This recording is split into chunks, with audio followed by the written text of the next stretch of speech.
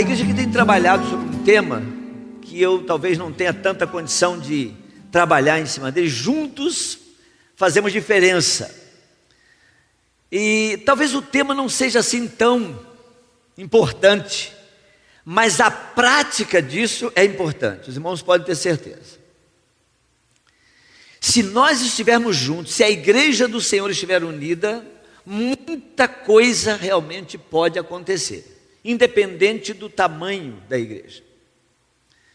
Talvez eu não fale muito dentro do tema, mas quero convidar vocês para pensarmos aqui sobre um assunto que envolve 3 áreas que eu acho importante. 3 atos e a salvação. O primeiro ato, meus amados irmãos, é o ato de Deus. O segundo é o da igreja, o terceiro é do homem. E estes atos, eles precisam trabalhar unidos, sincronizados. Porque a parte de Deus, indiscutivelmente, ela será feita, independendo do que eu faça. Deus é tão grandioso, que Ele atende até quem não ora. Ele abençoa até quem não ora. Não se escandalize com a minha teologia. Pois o pastor Daniel dá uma aula. Mas é verdade. Quantas vezes eu não orei por tantas coisas que Deus fez? Desculpe aqui a brincadeira, mas eu nunca orei para casar com uma carioca. E casei com uma carioca. Deus me deu a minha esposa. Claro, eu orava para ter um bom casamento, mas não orei por ela. No livro de Gênesis capítulo 1, verso 1, diz: no princípio criou Deus o céu e a terra. No Evangelho de João, capítulo 3, versos 16 e 17, os 2 versos mais lidos da Bíblia, eu acho que toda vez que eu venho aqui eu falo sobre esse verso. Falei aqui quando falei sobre o amor prático. Porque Deus amou o mundo de tal maneira que deu o seu Filho único para que todo aquele que nele crê não morra, mas tenha a vida eterna. Porque Deus enviou o seu Filho ao mundo não para que condenasse o mundo, mas para que o mundo fosse salvo por ele. Deus não vive, meus amados irmãos, no anonimato. A sua igreja o representa aqui na terra, quando anuncia a mensagem bendita da salvação. A igreja é quem divulga. A igreja é a promotora das boas novas. É só ela que pode fazer isso. É impressionante. A única que tem credencial é a igreja. E a igreja está preparada para isso, ainda que o mundo não creia. A igreja está preparada para isso. A mensagem será pregada para a salvação ou para o juízo eterno de Deus. Nada pode parar a igreja. O sistema político mundial pode tentar fechar todas as portas, a igreja vai. O inferno, se colocar todas as suas ferramentas em liquidação contra a igreja, não vai adiantar, porque a igreja vai. É profecia bíblica. E é Deus que faz isso. Porque foi Deus quem organizou a igreja. E os atos de Deus não falham. Vamos passar aqui um pouquinho no livro de Gênesis, lembrando alguma coisa que Deus fez. Deus criou. Deus criou. Diz os sábios aí que haviam verbos lá no início, o verbo criar e o verbo criar. Fazer existir algo do nada e do feito fazer outras coisas. Seria essa a ideia. A Bíblia diz: do Senhor é a terra e a sua plenitude, o mundo e aquele que nele habita. Não tem outro dono. O dono é Deus, Ele fez, Ele é Senhor disso. E disse Deus: haja luz, Gênesis 1:3. e houve luz. Ele não anunciou e deixou de acontecer. E viu Deus que era boa a luz, e fez Deus a separação entre luz e trevas. Então Deus fez também as trevas. É impressionante. Gênesis 1:4. E Deus chamou a luz de dia e as trevas de noite. Então Deus fez o dia e fez a noite. Ele que fez. Nenhum homem fez isso. Ele fez. Haja uma expansão no meio das águas, e haja separação entre águas e águas. Então Deus fez águas doces e água salgada. Ele fez.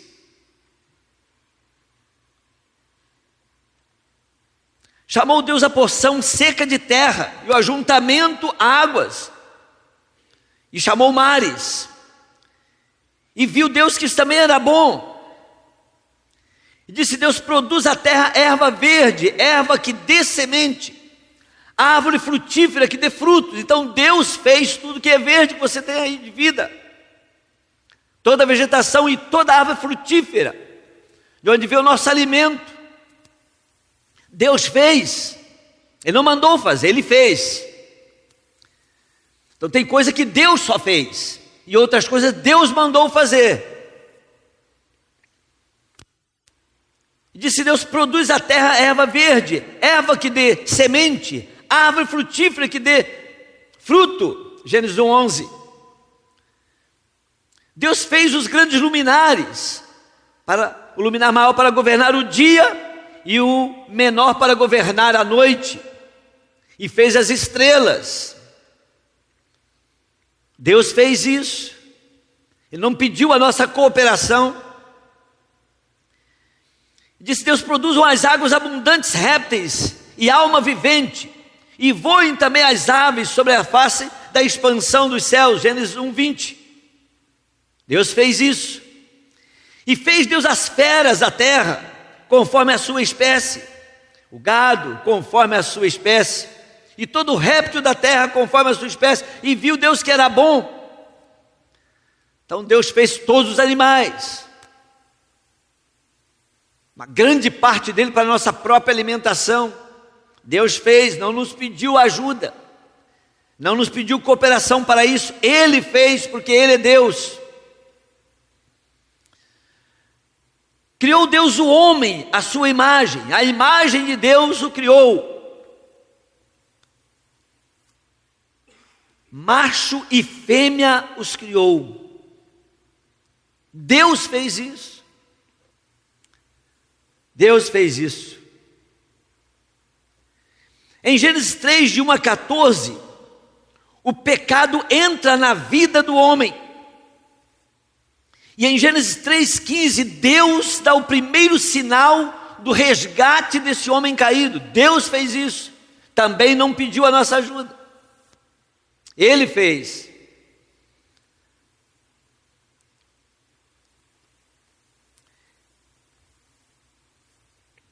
E por inimizade entre ti e a mulher, entre a tua semente e a semente, e sua semente, esta te ferirá a cabeça e tu lhe ferirá o calcanhar. É o prenúncio daquilo que posteriormente Deus permitiu e fez também,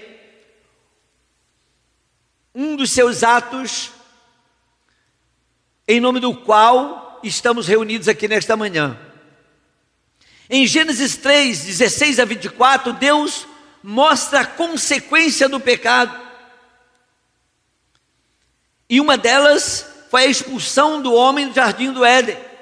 Deus expulsou, terrível consequência, e mandou que este homem agora fosse lavrar a terra que ele criou. Agora sim você vai fazer isso. E havendo lançado fora o homem, pôs querubins ao oriente do jardim do Éden, e uma espada inflamante que andava ao redor, para guardar o caminho da árvore da vida, para que o homem não comesse da árvore da vida e vivesse eternamente no pecado.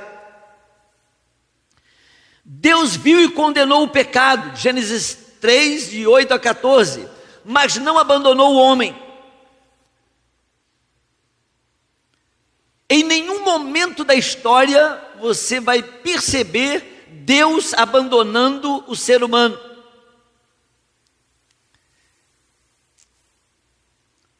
Deus recomeçou então a história e traçou um plano, um projeto.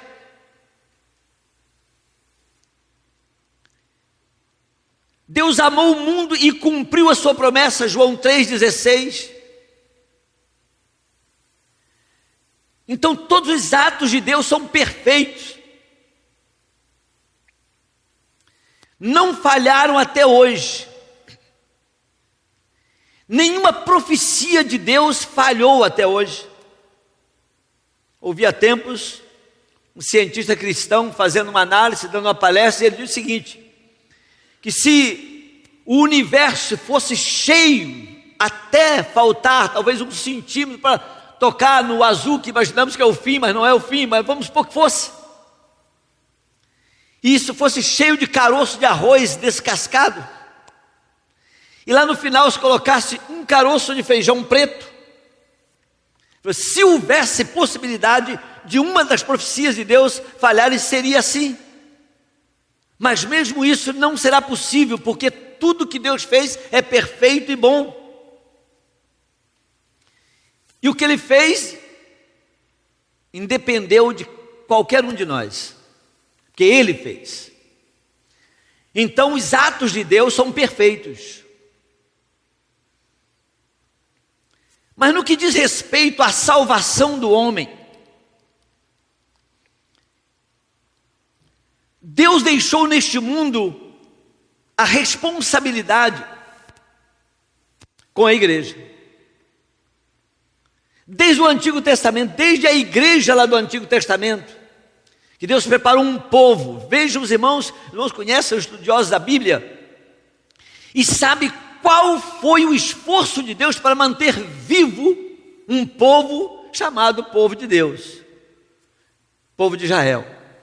Quantas tentativas já houveram até hoje para exterminar aquele povo?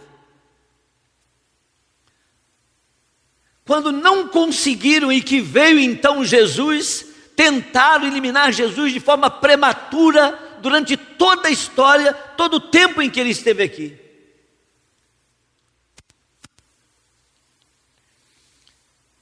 Mas Deus não parou no seu propósito e confiou a obra salvadora da humanidade à igreja. Ele não passou para nenhum outro poder constituído no céu nem na terra, a não ser a igreja. A igreja é composta dos que aceitam os atos de Deus e o seu plano salvífico. Se a igreja ela existe como uma comunidade, como uma entidade, mas não consegue aceitar os atos de Deus como perfeitos, poderosos e bons, ela não vai se enquadrar como igreja do Senhor. A igreja aprende o conteúdo do plano de salvação pela palavra de Deus e anuncia ao mundo o projeto de Deus. Ela não pode anunciar o seu projeto, ela tem que anunciar o projeto de Deus para salvar. A igreja trabalha como um salva-vida ou como um bombeiro, tirando do fogo ou então tirando do afogamento.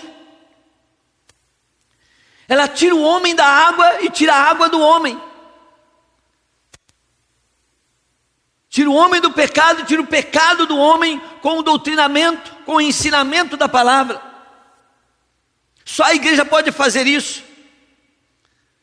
A igreja vivencia o relacionamento com Deus e com os homens. Ela tem esse poder de fazer esta ligação, ou esta religação.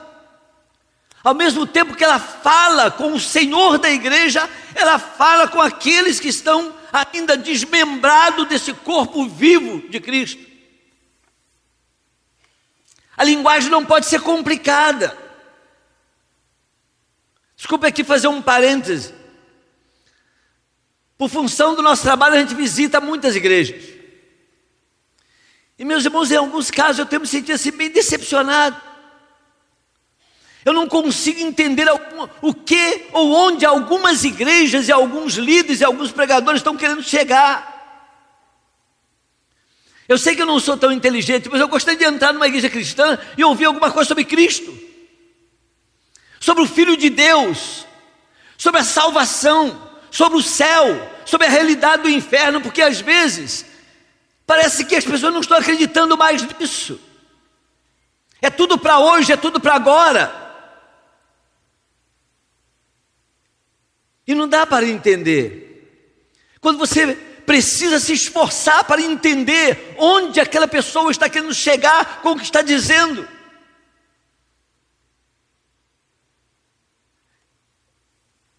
A linguagem da igreja precisa ser clara, a mensagem precisa ser clara. Se observarmos a linguagem do Novo Testamento, desde quando os anjos começaram a anunciar o nascimento de Jesus, coisa linda, que linguagem simples e prática.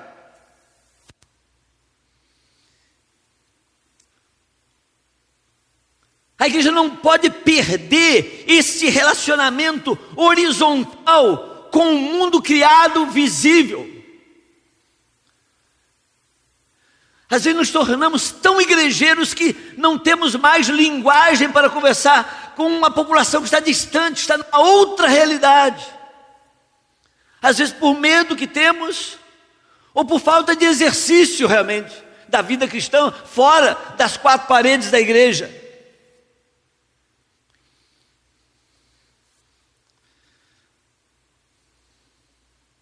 A igreja tem que ter a sensibilidade para perceber a necessidade das pessoas.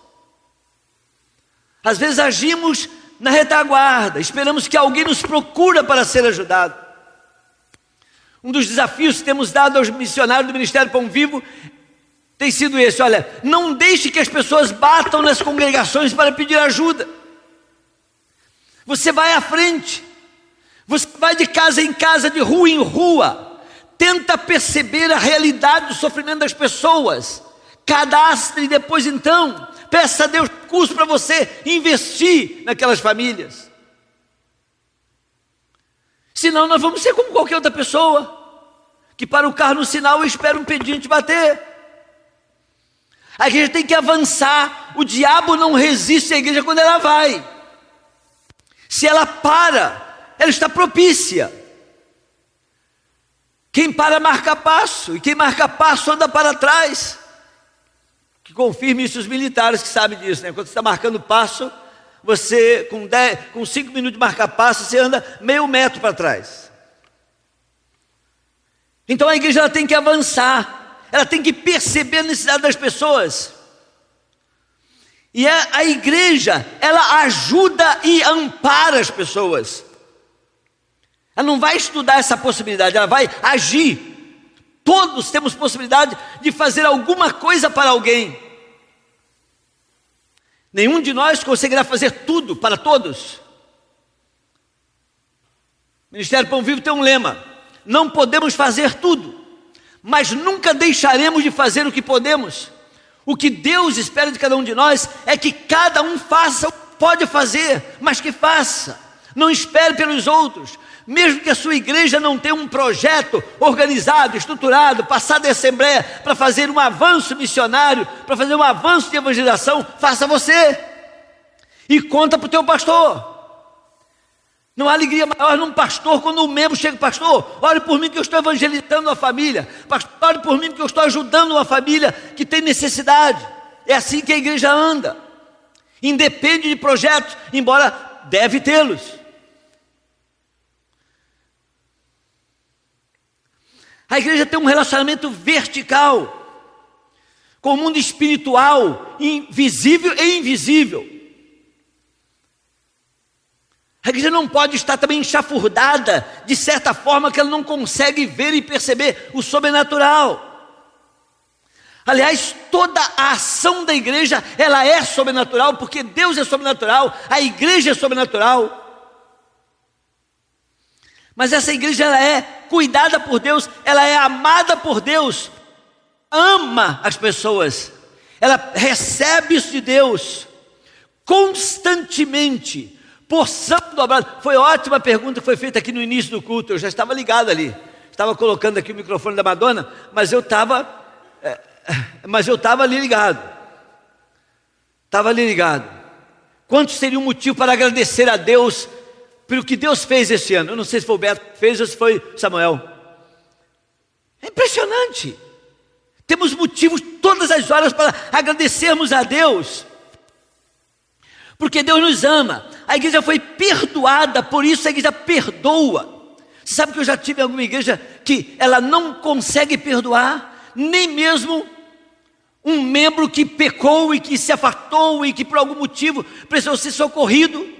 A igreja parece ter ódio daquela pessoa.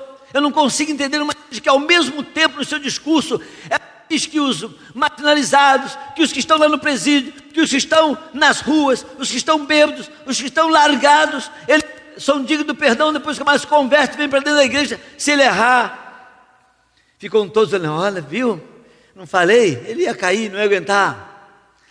O trabalho da igreja é procurar perdoar e perdoar. Como é difícil perdoar, irmãos. Eu já tive na minha vida pessoal. Mas Deus me deu uma lição quando eu me converti, que todas as vezes que eu estou numa situação assim que a minha vontade não é perdoar, é pisar, eu me lembro daquilo que foi no primeiro mês da minha vida cristã. Eu aceitei Jesus como meu Salvador. Eu tinha 2 inimigos. Aqueles inimigos de gurizão de interior, né? Que a vontade era cravar uma foiçada no pescoço dele e ver a cabeça rolando de morro abaixo. Eu falo isso que eu roçava pasto, né? Lá no sertão de Minas Gerais. E tinha um primo meu que brigou comigo, ele era maior do que eu, me jogou debaixo de um cavalo bravo que tinha lá, quase que o cavalo pisa na minha cabeça. Se tivesse pisado, eu tinha morrido naquele dia. E um outro vizinho lá que encrencou comigo também. E eu me converti. Quando eu me converti, falei: puxa vida, eu não tinha cometido tanta barbaridade no mundo, mas eu tinha 2 inimigos. Falei: a primeira coisa que eu preciso fazer é perdoar esses caras e me aproximar deles. E como foi difícil, meus irmãos. O meu orgulho, olha, eu não sabia nada. Aliás, hoje eu não sei muito também, mas eu sabia muito menos do que sei hoje. E eu não conseguia ter a visão da importância de perdoar. E eu fiz aquele malabarismo todo, planejando como que eu vou fazer. Se eu disser que sou crente, é capaz de me matar apedrejado. Então eu vou ter que falar que eu errei.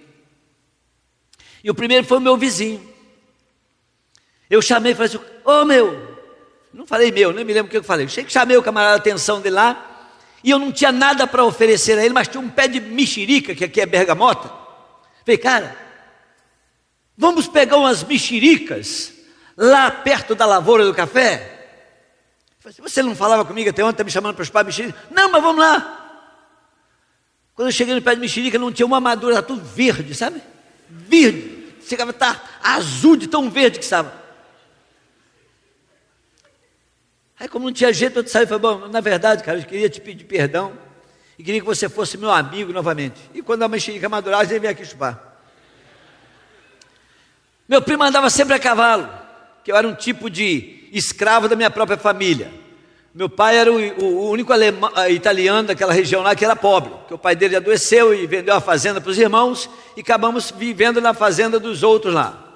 Isso lá em Minas Gerais. E meu primo sempre andava em cavalos bons, manga larga, aquela coisa toda, né?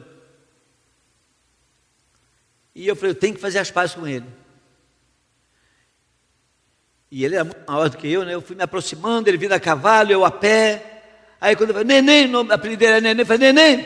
Eu falei: ô rapaz, eu queria falar contigo mesmo. Eu falei: opa, o negócio é bom. Quando você toma iniciativa, Deus já trabalhou lá o coração do cara. Eu falei: o que você queria falar comigo? Eu queria te convidar para o meu casamento. Eu falei: aí eu vou. Pronto, fizemos as pazes. Estava feito as pazes, eu fui no casamento, cara. Então a igreja, ela precisa aprender a perdoar. E não só isso, ela precisa pregar a mensagem do perdão. Como que eu vou pregar a mensagem do perdão de Deus? Porque a obra missionária, irmãos, não é nada mais do que uma evangelização constante em lugares mais distantes. Mas como eu vou pregar sobre o perdão de Deus, se eu que já sou um cristão não consigo perdoar? Estudei no Seminário Teológico Betel do Rio de Janeiro, que é um seminário batista, mas não é da convenção, era do pastor José de Miranda Pinto. E ele morreu depois de alguns anos, já estava bem velho, e ficou a tia Tabita, que era sua esposa, como diretora. E quando ela aconselhava a casar, era o seguinte: não deixe que a ira adormeça contigo, não deixe que o sol se ponha sobre a vossa ira. E às vezes nós temos dificuldade para perdoar porque acumulamos, deixamos acumular coisas em nossas vidas. Eu, como sou meio prático, assim, quando eu brigo com a minha esposa, antes de dormir, a gente tenta fazer as pazes. Eu não quero dormir separado, dormir no sofá e ela na cama, ou melhor, ela no sofá e eu na cama. É ruim, é chato, vai acumulando. Por isso que há muitos crimes aí no mundo que vão acumulando ira sobre ira e dá no que dá. Então a igreja precisa pregar o perdão e crer e viver o perdão.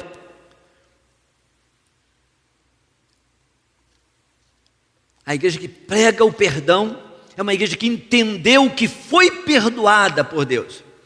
A igreja não é um campo de batalha, mas um exército preparado para a guerra contra o pecado e a favor do pecador. Como nós criticamos às vezes o mundo, como está. Eu, quando fui lá no povoado, na cidadezinha lá chamada Ibó, Abaré, no estado da Bahia, meus irmãos, quando eu vi aquela gente brava, violenta, alguns jovenzinhos com faca já na cinta, e muito barulho, muita briga, muita confusão. A gente estava evangelizando na rua de dia, um homem saiu com uma peixeira enorme para matar o outro. Eu tinha um outro colega comigo que foi de Recife comigo até Caborobó. Ele foi lá e conseguimos apaziguar a briga, evitamos uma morte. Eu fiquei pensando em tudo aquilo ali. Eu disse: meu Deus, como que a igreja está ausente dessas pessoas? Como nós precisamos chegar mais? Essa semana o pastor Daniel mandou para mim um áudio.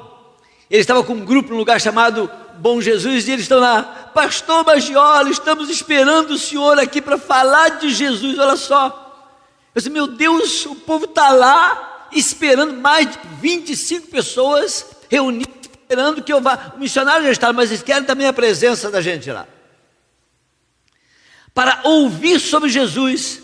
Então, quando a igreja envia os obreiros, ora pelos obreiros, sustenta esses obreiros, Deus vai juntinho. Uns dizem que vai na frente, outros dizem que vai depois, vai junto. Eu prefiro dizer que vai junto, porque Ele nunca nos deixa.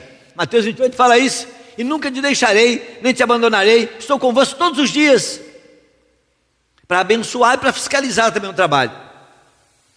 A igreja mostra ao mundo a maravilhosa graça de Deus. Graça de Deus. E diz: nem tudo está perdido. A igreja é aquela que leva essa esperança. Nem tudo está perdido. E não está mesmo. Não está. Às vezes condenamos tanto o mundo. A missão da igreja é apresentar Deus ao mundo através da pregação do Evangelho de Jesus Cristo. A mensagem da igreja é Jesus Cristo. Eu às vezes cometo algumas barbaridades quando estou falando. A igreja não precisa nem passar 30 dias de oração no mês de janeiro para saber qual é o projeto da igreja para esse ano. A igreja precisa anunciar Jesus Cristo. A igreja não precisa pedir a Deus a mensagem da igreja é Jesus Cristo. As doutrinas dos apóstolos, que fundamento nas doutrinas dos apóstolos. Qual era a doutrina dos apóstolos? Observe o que os apóstolos pregavam, os 12 apóstolos, vamos dizer, os 11 apóstolos pregavam nos dias de Jesus, ou depois de Jesus. O que eles pregavam? Não pregavam doutrina, eles pregavam Jesus. Essa era a doutrina. Quando eles eram inquiridos lá pelos reis, por aqueles homens que mandavam lá nos lugares por onde os apóstolos iam: que doutrina é essa que vocês pregam? E o que eles pregavam? Jesus. Não pregavam doutrina de Langston e mais isso, mais aquilo, aquelas coisas todas. Pregava Jesus. Então a mensagem da igreja é Jesus. Ela é a única agência credenciada e capacitada pelo Espírito Santo de Deus para essa missão. Se a igreja falhar, o mundo estará perdido. Literalmente perdido. Deus não tem planos. Deus tem um plano. É através da sua igreja que o nome de Jesus vai ser divulgado. E só este nome salva e liberta. Não tem outro. Você pode contar toda a história dos reis de Israel nos seus estudos bíblicos, mas quando você for pregar, pregue Jesus, anuncie Jesus, fale de Jesus. Uma pessoa se converte a Cristo Jesus sem saber um versículo da Bíblia, mas não aprenderá nenhum versículo da Bíblia se não se converter a Cristo. Ele pode decorar, mas não extrairá a essência. A mensagem de salvação ela é simples e prática. É dizer para o mundo o que ele não sabe. Depois você ensina os detalhes. É isso que Jesus disse. Por isso aparecem dois verbos: ensinar em Mateus 28, 19, 20. É pela instrumentalidade da igreja que o mundo ouvirá ou não a voz de Deus. É a igreja. É para a igreja que o Senhor Jesus Cristo disse: ide por todo o mundo, pregai o evangelho a toda criatura. Quem crer e for batizado será salvo, mas quem não crer será condenado.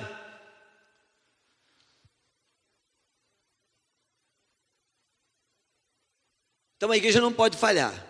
Se a igreja falhar, os atos de Deus perdem, diríamos, o efeito. Não vai perder, porque Deus é Deus sempre. E a igreja que ele constituiu, que comprou com o seu próprio sangue, ele também sabe que essa igreja não vai falhar. Pode falhar temporariamente, ela pode negligenciar, como o próprio povo de Israel negligenciou e Deus recomeçou a história, mas Deus não vai desistir da igreja e não vai deixar de capacitá-la. Mesmo que ela viva momentos de conflitos, momentos de dificuldades, momentos de medo para avançar, que às vezes a igreja tem medo de avançar, quer dizer, eu vou avançar lá e vou perder aqui. Eu não conheço nenhuma igreja, diga isso, irmãos, de coração, não conheço nenhuma igreja que tenha investido fortemente na obra de missionária e que ela tenha falido.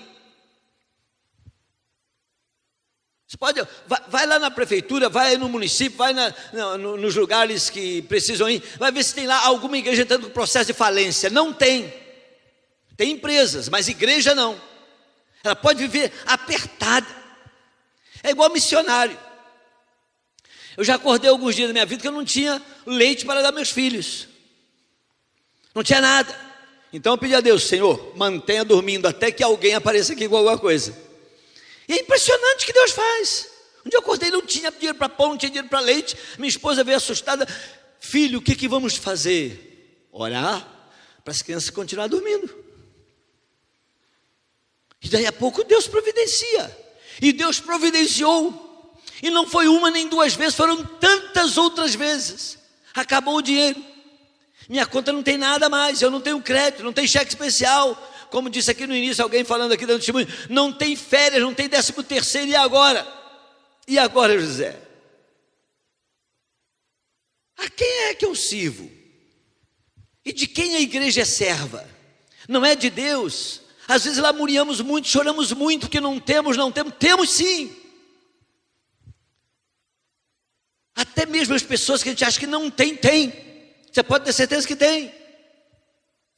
É uma questão de confiar em Deus. Uma igreja não pode temer investir na obra de Deus. Se ela temer investir na obra de Deus, está perdendo a fé no Deus que a constituiu, que a formou como igreja. E o terceiro ato é o ato do homem, ou daquele que ouve, ou de quem ouve a mensagem da igreja de Cristo. Diz assim a palavra de Deus: e como pregarão se não forem enviados?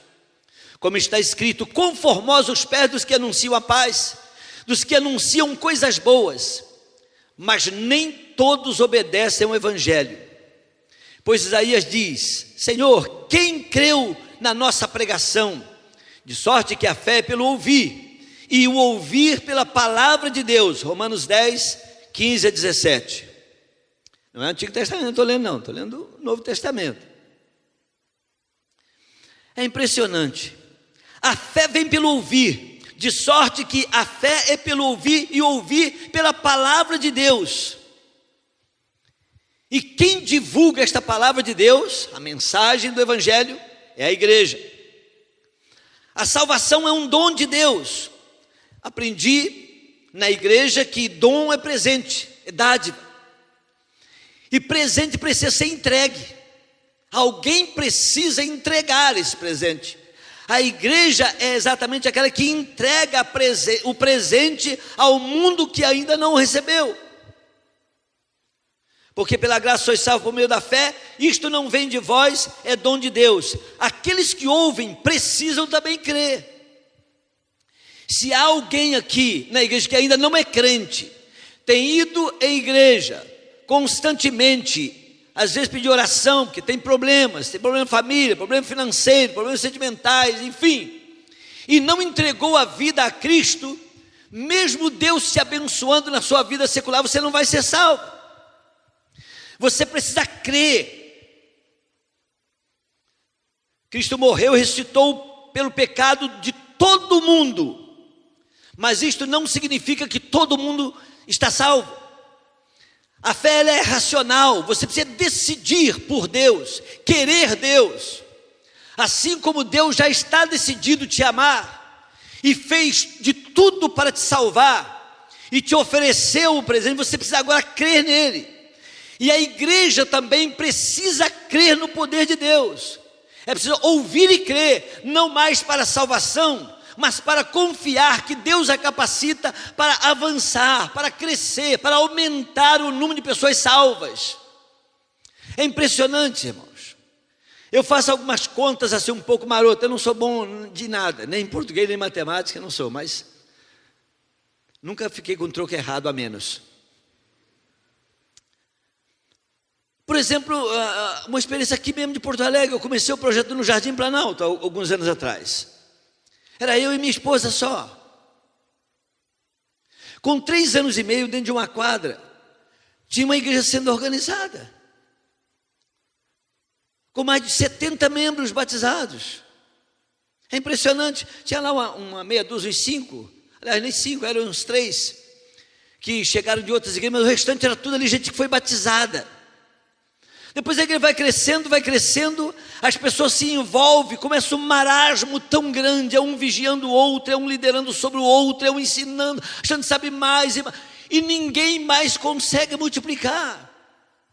Se 2 em 3 anos, faz a conta, e se 2 em 3 anos consegue 60, estou dizendo eu, não qualquer um outro missionário, ou pastor, ou evangelista, em 3 anos e meio, em 4 anos, consegue 60, quantos que 100 pessoas fazendo a mesma coisa conseguiriam? Quando o Congresso de Lausanne, em 72, disse que a igreja investe 80% do seu tempo, de todos os seus dons e talentos, no que Deus não mandou fazer, a gente fica, será que é verdade? É claro que é verdade. É claro que é verdade. Por exemplo, o Brasil, nós estamos diminuindo o número de batistas no Brasil, proporcionalmente à população, diminuindo muito, muito, muito. A década de 60 e de 70 foi quando os batistas mais cresceram nas evangelizações, nos grandes projetos de evangelização e de discipulado. Alguém disse, não, lá não tinha, tinha sim, não tinha para alguns que não conheciam, mas para quem vivia naquela época, tinha sim o discipulado, porque a escola bíblica dominical era forte, discipulava sim, as literaturas eram boas. Mas depois daqueles movimentos, a igreja entrou na era da celebration. Celebram, mas nem os cânticos falam que o pecador precisa arrepender dos seus pecados e crer em Jesus como Salvador. É o tempo da satisfação, todos estamos satisfeitos. Não conseguimos entender que parentes nossos, que vizinhos nossos, que filhos nossos estarão se perdendo porque nós negligenciamos. Então a igreja também tem que ouvir, no sentido de obedecer. Quem crer e for batizado, diz a palavra, será salvo. Quem não crê, disse João, que é o apóstolo do amor, já está condenado. Porque Deus enviou o seu Filho ao mundo não para que condenasse o mundo, mas para que o mundo fosse salvo por ele. Quem crê nele não é condenado, mas quem não crê já está condenado, porquanto não crê no nome do unigênito Filho de Deus. E a condenação é esta, que a luz veio ao mundo, e os homens amaram mais as trevas do que a luz, porque suas obras eram más. João 3, 17 e 19. O homem precisa reconhecer os seus pecados, porque todos pecamos e destituídos fomos da glória de Deus, não da graça, mas da glória de Deus. Mas o mundo não sabe isso. O mundo não sabe isso, que todos pecamos e precisamos da graça de Deus. O homem precisa confessar os seus pecados a Deus. Às vezes nós inibimos, quando nós começamos a falar demais para o pecador, para o não crente. Não precisa mudar nada, não, vamos lá para a igreja, tu já é um crente, não precisa arrepender sim. Meu pastor veterano no Rio de Janeiro, quando fazia o apelo, geralmente lá vai 10, 15, 20 pessoas à frente de todo o culto e tal, e as pessoas, algumas vão chorando, e os conselheiros dizem, não chora meu amigo, não chora, Jesus vai... E o pastor dizia, chora pecador, chora, arrependido dos seus pecados. Há muita gente que tem vindo para a igreja, mas não tem chorado sobre os seus pecados, porque não há arrependimento. Alguns acham que são bons demais, não precisam, Jesus não precisaria ter morrido por eles. O homem precisa também confiar no perdão de Deus, na suficiência. Não resta mais sacrifício para o perdão dos seus pecados. Jesus pagou o preço total. É a Black Friday completa, não é isso? Não tem preço, não precisa pagar mais nada. Não é diferença, não é metade do preço, não é 80% do preço, não é 50%. Isso aí na verdade é uma mentira danada, né? Aqui no Brasil principalmente. Mas Jesus pagou o preço total. Você chega e ganha salvação pela graça. O homem precisa confiar neste perdão de Deus, a saber, olha como é simples a palavra de Deus. Se com a tua boca confessares ao Senhor Jesus e no teu coração creres que Deus ressuscitou dos mortos, serás salvo. Visto que com o coração, que naquele tempo era o centro da vida, se crê para a justiça, e com a boca se faz confissão para a salvação. Confissão, confessar os pecados para ser salvo. Que coisa maravilhosa. Romanos 10, 9 e 10. O homem precisa aceitar o convite de Jesus. Vinde a mim todos que estáis cansados, sobrecarregados, e eu vos aliviarei. Tomai sobre vós o meu jugo, aprendei de mim que sou manso e humilde de coração, e achareis descanso para as vossas almas, porque o meu fardo é leve e meu jugo é suave. Olha que convite maravilhoso, glorioso, do Rei dos Reis, Senhor dos Senhores. Ele convida a gente. Vem, eu carrego o teu fardo. Tem muita gente querendo deixar o fardo com Jesus, mas não quer seguir Jesus. E a igreja precisa deixar essa mensagem bem clara. Precisa deixar. Que coisa maravilhosa.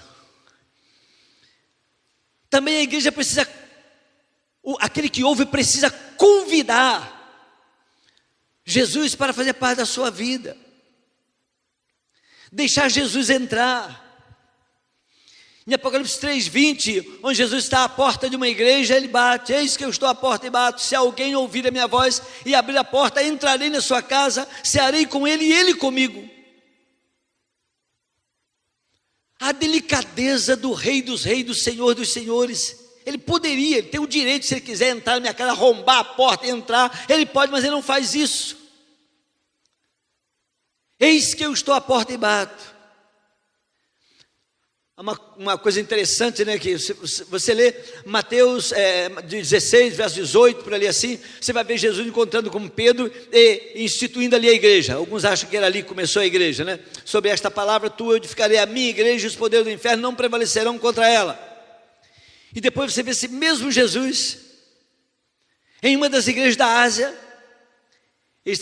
Eu estou por fora da igreja, está pelo lado de fora da igreja, com a porta fechada, reunida num grande culto, e ele pelo lado de fora da sua própria igreja, que ele comprou com o sangue dele. É dizer: ei, gente, eu estou à porta e bato. Se vocês me ouvirem, eu entro e participo com vocês. Eu sei com vocês e vocês comigo. Olha só que coisa fantástica. Quando a igreja ouve a voz, quando o povo de Deus, quando cada um de nós individualmente, nós não temos dúvida de que a igreja é o único meio que Deus se utiliza e se utilizará até o último dia para divulgar a sua mensagem. Mas como indivíduos nós precisamos aprumar a nossa vida e permitir que Jesus se senhorie de fato da nossa vida, seja o Senhor da nossa vida também, porque a igreja é um somatório de cada um.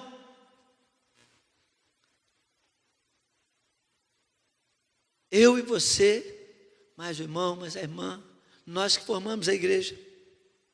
Então, do mesmo modo que o pecador precisa ouvir com clareza a mensagem da igreja, a igreja precisa ouvir a mensagem de Deus.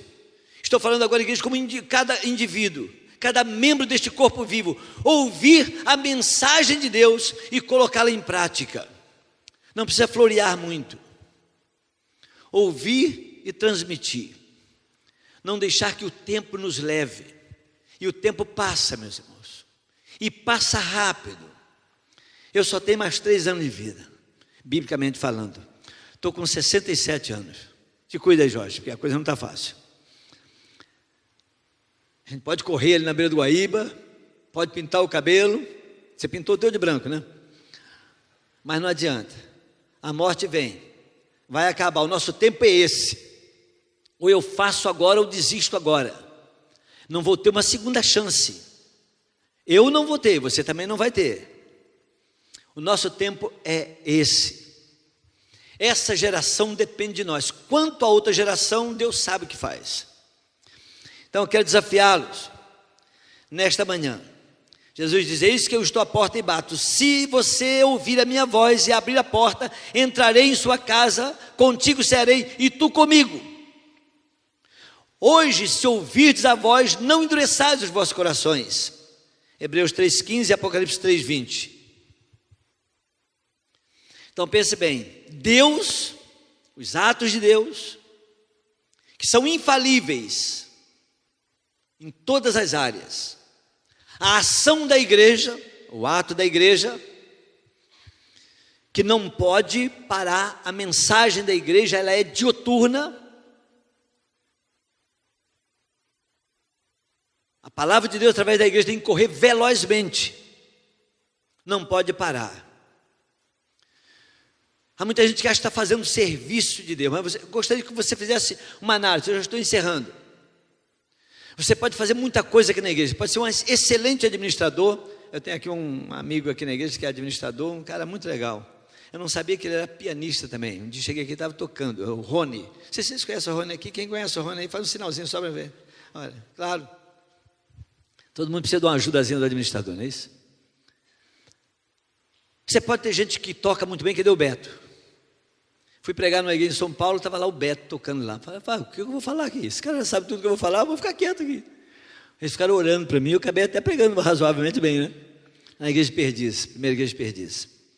Olha só, a gente pode ser músico, pode ser o que for, mas aí você soma assim: meu Deus, este ano de 2018, qual a pessoa que ouviu a mensagem de Jesus Cristo diretamente por mim, independente de qualquer outro da igreja, e que eu conduzi levar essa pessoa a Cristo, vê-la confessando Jesus como seu Senhor e Salvador, e ela já está também batizada, agora servindo a Jesus? Qual a única coisa que acontece na terra que o céu para celebrar? Qual a única coisa? É quando um pecador se arrepende, irmãos. A igreja pode se envolver no que ela quiser se envolver, mas se ela não conseguir, através do seu trabalho, não estou dizendo trabalho só local aqui não, o próprio investimento na obra de missões, que às vezes a igreja não está produzindo tanto aqui agora, mas ela está investindo e o que lá fora está acontecendo. O que a igreja está fazendo também, pela oração, pela contribuição, pelo envio de obreiros, enfim. A igreja também não pode entrar na tristeza, não, aqui não está se convertendo, mas lá está, você está indo lá também. Mas se ela não conseguir isso, alguma coisa está errada. Precisa rever. E não é pecado rever. Não está tudo perdido. Então eu desafio a você realmente fazer uma análise da sua vida. Dizer, meu Deus, eu não quero, como diz o apóstolo Paulo, chegar no dia final e ter a seguinte conclusão de que o meu trabalho foi inútil, foi em vão. Eu tenho certeza que há muita gente aqui fazendo muita coisa. E há tantos outros querendo fazer. E às vezes não conseguiu ainda achar a porta de como fazer. E eu quero nesta hora orar aqui com você. Não se sinta humilhado, irmão. Deixa eu dizer um negócio para você. Quantas vezes como pastor eu fui à frente, porque eu senti o seguinte, que apesar de estar dando paulada para tudo quanto é lado, eu ia dizer tiro para do lado, mas nunca atirei, né? Eu não vou atirar. Não acertava em nada.